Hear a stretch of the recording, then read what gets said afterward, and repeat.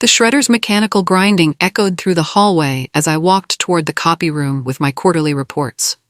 Charlie's back was turned to me, her shoulders tense as she fed a thick stack of papers into the machine. Her usual confident posture had crumbled into something desperate and frantic.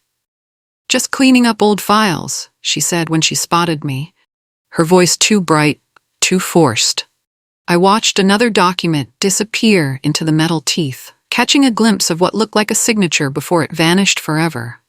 Charlie practically sprinted past me, leaving behind the smell of her expensive perfume and something else. Pure panic. The shredder bin overflowed with thin paper strips, and curiosity got the better of me.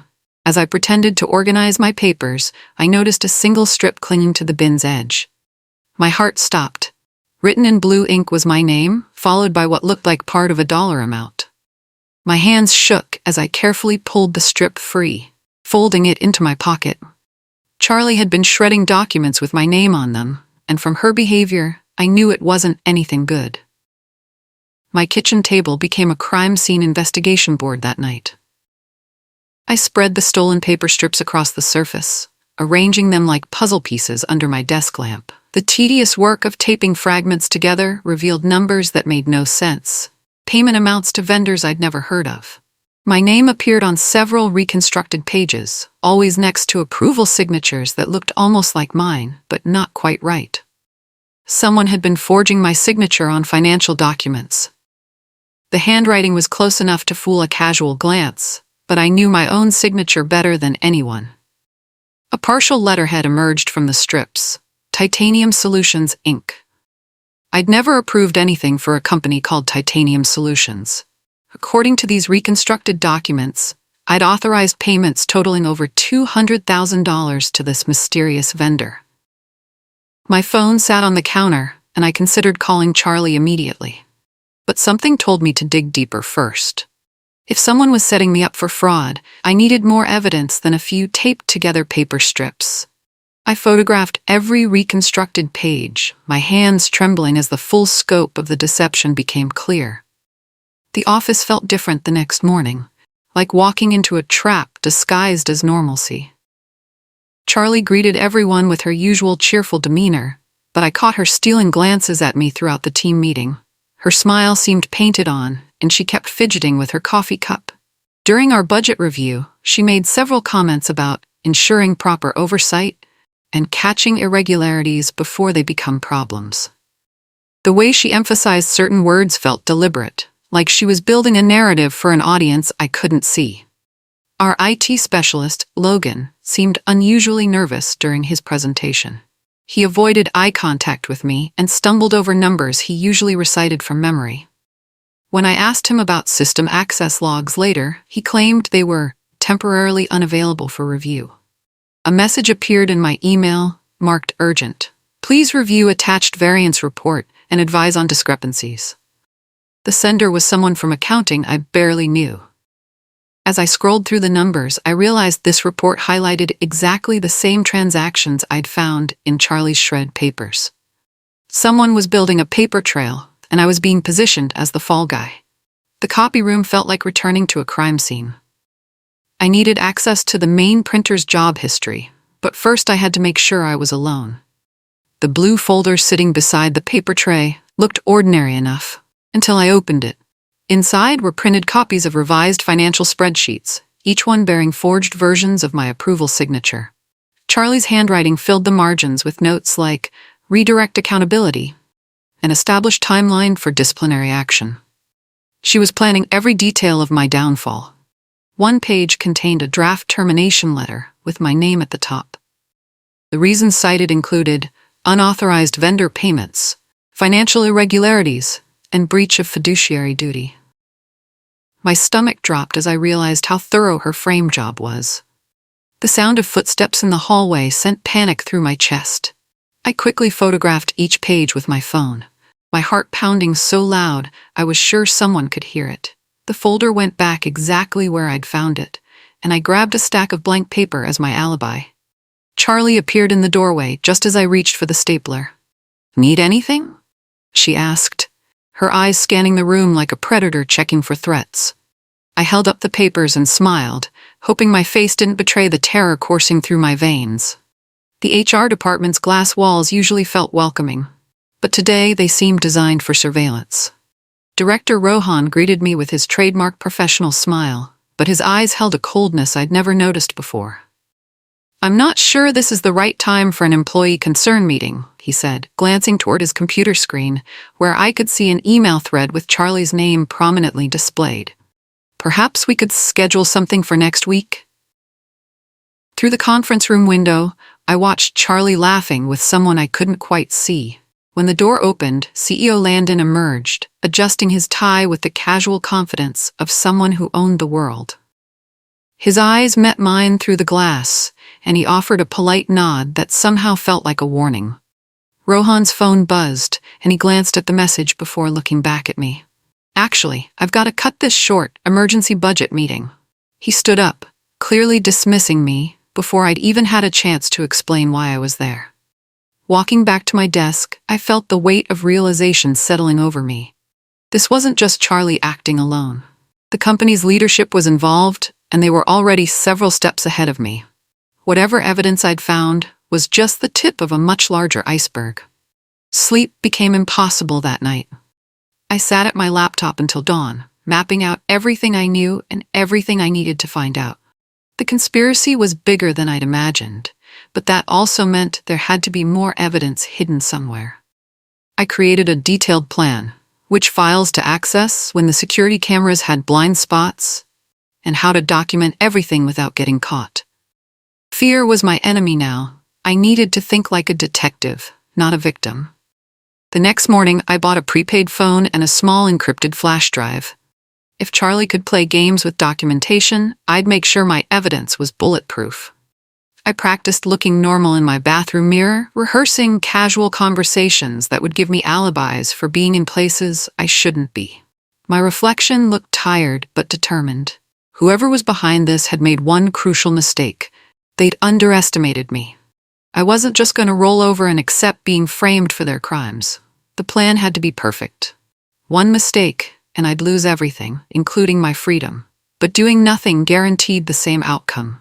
At least this way, I had a fighting chance to expose the truth before they destroyed my life completely. Logan owed me a favor from last Christmas, when I'd covered his weekend shift during his daughter's school play. I found him in the server room after hours, and his guilty expression told me he knew exactly why I was there. 10 minutes before the system logs me out automatically, he whispered, his fingers flying across Charlie's workstation. "Whatever you're looking for, find it fast." Her email drafts folder contained a goldmine of incriminating evidence. Subject lines like containment strategy and employee termination justification painted a clear picture of the conspiracy. One draft email to CEO Landon read, "Termination paperwork prepared. Recommend swift action to minimize exposure." An attachment labeled with my employee ID number contained a detailed plan for my firing, complete with fabricated evidence and witness statements. They'd been planning this for months, carefully building a case that would destroy my reputation and career. I copied everything to my flash drive, my hands shaking as I realized how close I'd come to walking into their trap completely unprepared. Logan's nervous breathing reminded me that time was running out. "Thank you," I whispered as I finished copying the files. He just nodded, sweat beading on his forehead. We both knew he was risking his job to help me, but sometimes doing the right thing requires courage. The next evening, I positioned myself in the supply closet across from the copy room.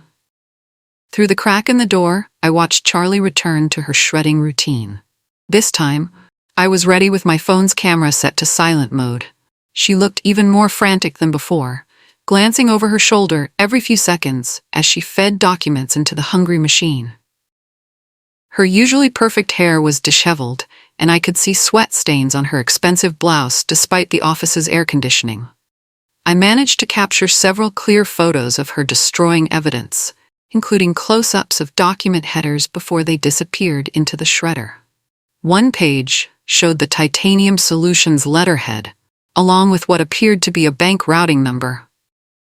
Charlie paused mid-shred, pressing her palm against her forehead like she was fighting a headache. For a moment, I almost felt sorry for her. Then I remembered the termination letter with my name on it, and my sympathy evaporated. She whispered something under her breath that sounded like, "Please work," or "Please be enough." Whatever pressure she was under, it was clearly intense. But that didn't change the fact that she was willing to destroy my life to save herself. When she finally left, I emerged from my hiding spot with photos that could prove obstruction of justice. The evidence was mounting, but I still needed to find the smoking gun. The company's vendor database became my next target.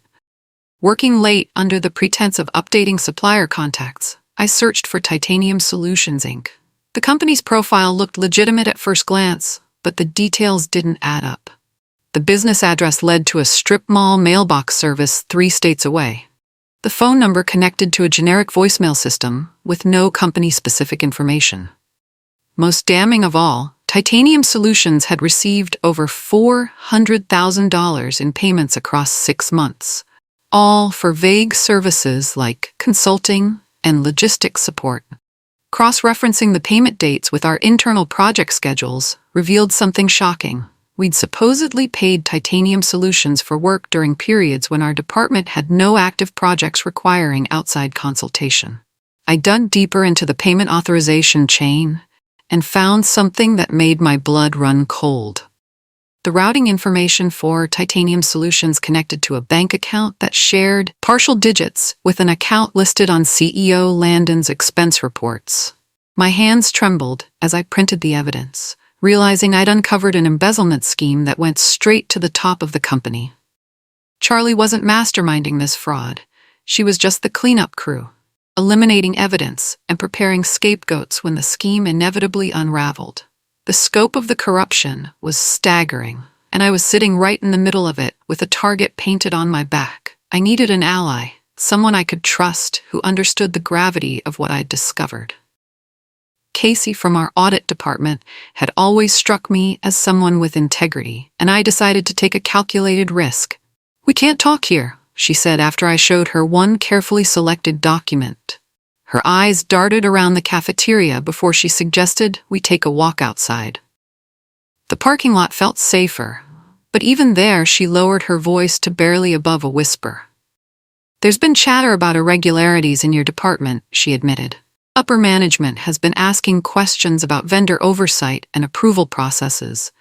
I thought it was routine audit preparation, but now..." She studied the Titanium Solutions payment record I'd shared with her, her expression growing more concerned with each detail. "This isn't just accounting fraud," she said finally. "This is systematic theft, and someone's been planning to pin it on you for months." Casey pulled out her phone and saved a number. "If this gets worse, call this contact. She's a board member who specializes in corporate governance. But you need more evidence first, enough to prove the full scope of the conspiracy." Walking back into the building, I felt both relief and terror. I had an ally now, but that also meant the stakes were even higher. If we were wrong about anything, both our careers would be over. Hidden in Charlie's email archives, I found a draft memo that detailed the complete frame-up strategy. The document outlined mitigation steps if the embezzlement scheme was discovered, including swift termination of involved personnel to demonstrate corporate accountability. 3 names appeared in the termination list, each one representing employees who had access to vendor payments or financial oversight. My name sat at the top of the list, highlighted in yellow like a target. The memo described me as having exhibited concerning behavior regarding vendor relationships and possessing access sufficient to orchestrate payment irregularities. The document's timestamp showed it had been created 2 weeks before Charlie started her shredding routine. They'd been planning to sacrifice me long before I'd discovered their scheme.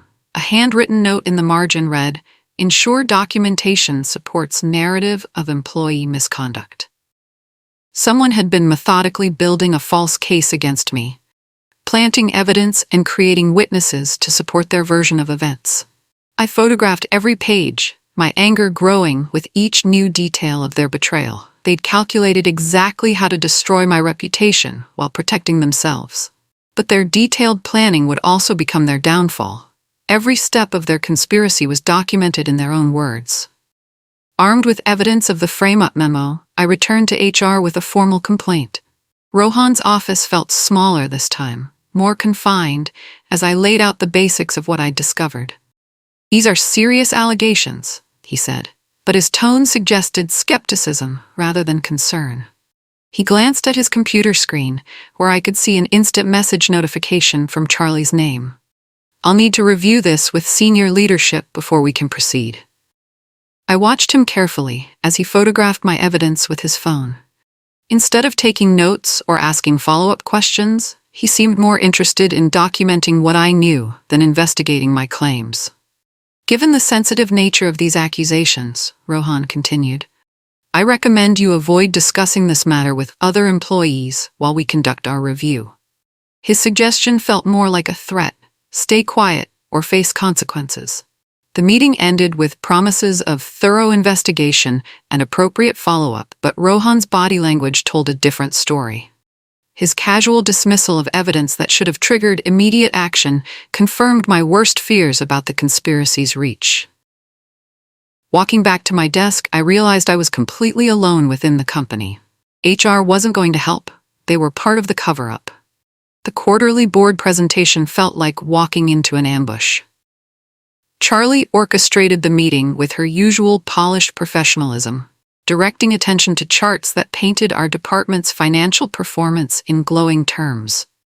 CEO Landon interrupted her presentation with what seemed like spontaneous commentary about maintaining fiscal responsibility and ensuring proper oversight of vendor relationships. His timing felt rehearsed, like he was setting up talking points for a later conversation. Charlie nodded along enthusiastically, praising the company's proactive approach to financial accountability.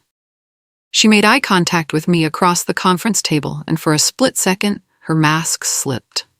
I saw fear in her eyes, but also a cold calculation that sent chills down my spine. Midway through the presentation, Landon told a story about tightening oversight in uncertain economic times and praised Charlie's cleanup efforts in identifying potential inefficiencies. The board members nodded approvingly, completely unaware they were hearing a carefully scripted performance. I excused myself early, claiming a sudden migraine, but the real reason was the growing realization that this presentation was actually a setup. They were laying groundwork for my termination in front of witnesses who would later testify to the company's responsible leadership. Everything about their performance was designed to support the narrative they planned to sell when they accused me of fraud. Logan's second favor came with visible reluctance, but he understood the stakes had risen beyond simple office politics. 5 minutes, he whispered, unlocking Charlie's desktop while she attended the extended board meeting. "After this, we're even." I navigated to a hidden folder labeled TS Communications and found email exchanges that detailed the entire money laundering operation. Charlie had been corresponding with someone using the alias T. Stone about payment schedules and documentation requirements. The emails revealed that Titanium Solutions was completely fictional, a shell company created specifically to funnel money out of our department's budget. Each payment had been carefully timed to coincide with legitimate project expenses, making the fraud harder to detect during routine audits. One email chain discussed preparing backup plans if the scheme was discovered. Charlie had written, "Employee termination strategy in place.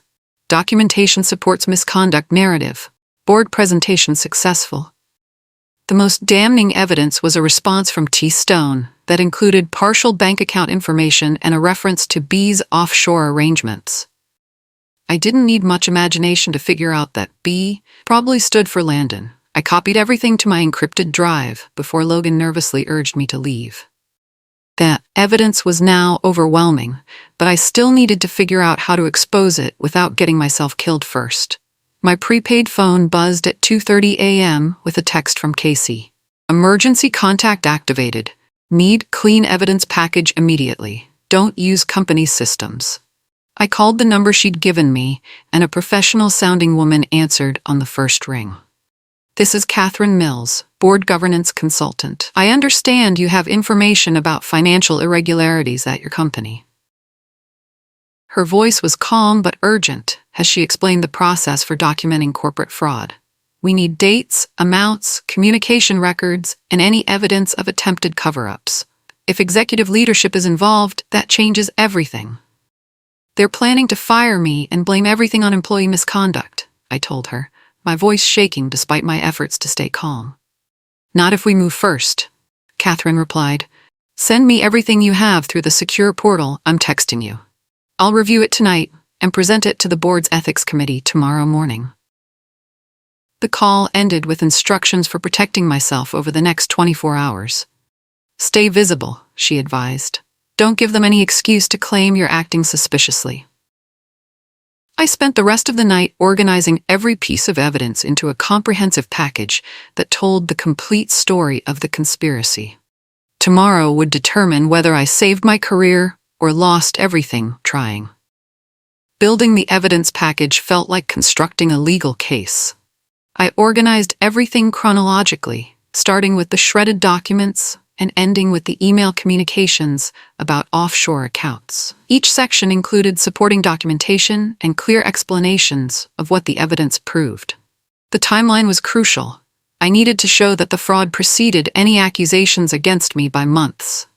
Charlie's own emails provided the smoking gun, demonstrating that my termination was planned as a cover-up strategy rather than a response to legitimate misconduct. I included photographs of Charlie destroying evidence, copies of forged signatures, bank routing information for the fake vendor, and the complete email chain discussing money laundering operations. The package was bulletproof. At the front, I placed a summary page titled Corporate Embezzlement and Employee Frame-Up, a complete analysis. The document laid out the scheme in simple terms that any board member could understand, regardless of their financial background. My hands shook as I uploaded the package to Catherine's secure portal. 24 hours of terror and investigation had produced evidence that could either save me or make me a target for much worse than termination. I sent a backup copy to my personal email and stored another on a hidden drive. If something happened to me, at least the truth would survive. The board's emergency session was called for 10 a.m., just 2 hours before my scheduled meeting with Charlie about performance concerns. Catherine's text confirmed receipt of my evidence package. Board review underway. Stay calm and maintain normal routine. I forced myself to attend the morning team meeting, where Charlie seemed unusually agitated. She kept checking her phone and stumbling over routine announcements. Her usual confidence had cracked, replaced by barely concealed anxiety. Halfway through the meeting, her assistant knocked on the conference room door with a note. Charlie's face went pale as she read it, and she excused herself with a mumbled explanation about urgent budget issues. Through the glass walls, I watched her rush toward the executive wing, her phone pressed to her ear. Even from a distance, her body language screamed panic. Something was happening, and she knew her carefully constructed world was about to collapse. My own phone buzzed with a message from an unknown number. Investigation initiated. Remain available for questions. The message disappeared seconds after I read it, leaving me wondering if I'd imagined it. The meeting ended with nervous glances and whispered conversations. Everyone could sense that something big was happening, but nobody knew exactly what. The first sign of the reckoning came when 2 people in business suits appeared at the reception desk, flashing credentials I couldn't quite see from my cubicle. Their presence sent ripples of nervous energy through the office as employees pretended to work while stealing glances at the visitors. Charlie emerged from the executive wing, walking like she was heading to her own execution. Her usual confident stride had been replaced by hesitant steps, and her face looked gray under the fluorescent lights. I watched through the conference room windows as she sat across from the investigators, her body language shifting from defensive to defeated over the course of an hour. At one point, she glanced in my direction, and our eyes met through the glass. The look she gave me was part accusation, part pleading. My phone buzzed with a text from Catherine. Phase 1 complete. Evidence confirmed by independent investigation. Stay close. The elevator doors opened, and CEO Landon stepped out, his usual commanding presence noticeably diminished. He avoided eye contact with everyone as he walked toward the conference room, where Charlie still sat with the investigators. Whatever was happening in that room, it was the beginning of the end for the conspiracy that had nearly destroyed my life. The elevator became a trapped space when Charlie stepped in just as the doors were closing. We rode in silence for several floors before she finally spoke, her voice barely above a whisper. "You don't understand what you've done," she said, staring at the floor numbers as they climbed. "This is bigger than you think, and you're in deeper than you realize." I kept my face neutral, but my heart was racing. Was she threatening me or warning me? Her next words clarified her intent. "They'll throw me under the bus and walk away clean," she continued. "I took the risks, followed their instructions, and now I'm the one facing jail time while they disappear behind lawyers and offshore accounts." The elevator shuddered to a stop between floors, and emergency lights flickered on. In the dim lighting, Charlie's face looked haunted. "Help me," she whispered. "I'll tell you everything about who else is involved and how deep this goes." Before I could respond, the elevator resumed its climb. When the doors opened, 2 security guards were waiting. Charlie's shoulders sagged in defeat as they politely but firmly escorted her away. Her final glance back at me was desperate, like a drowning person reaching for a life preserver that was already too far away. They brought Charlie to a small conference room where I was asked to wait. Her lawyer sat beside her, but she looked past him directly at me. The recording device on the table cast an ominous shadow between us. "I need you to understand that I didn't plan this," she began, her voice shaking. "Landon approached me 6 months ago with what he called a consulting opportunity. He said the company needed creative accounting solutions to maintain profitability." She detailed how the CEO had gradually drawn her into the scheme, starting with small adjustments to vendor payments and escalating to the creation of completely fictional companies. "He told me it was temporary, just until the company's financial position improved." "When did you realize it was embezzlement?" the investigator asked. Charlie's composure cracked.